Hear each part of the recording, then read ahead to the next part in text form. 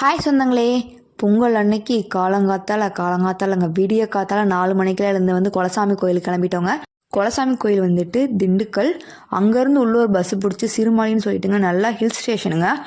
கொண்டையூசி வளைவுன்னு சொல்லுவாங்கங்க. இந்த மாதிரி ஹில் ஸ்டேஷன்லாம் போகும்போது நிறைய இருக்கும்.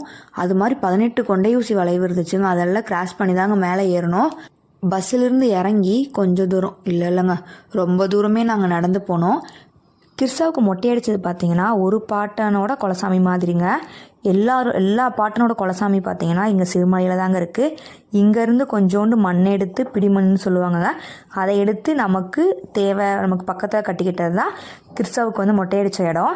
எனக்கு பெருசாலாம் டீட்டெயிலாலாம் தெரியாதுங்க. அது எனக்கு கரெக்டாக எக்ஸ்பிளைன் பண்ணவும் சத்தியமாக தெரியலை. இதுவும் கோயிலுங்க, எல்லா சாமியும் ஒன்று தாங்க, அவ்வளோதாங்க. நம்ம இங்கே இந்த குலசாமி கோயில் ஏன் வந்தோன்னா, மாமா மணி கட்டுறேன்னு சொல்லி வேண்டியிருந்தாங்க. அதுக்காக தாங்க மெயினாக வந்தது. வந்த வேலையை முடிச்சுட்டு நாங்கள் கிளம்பி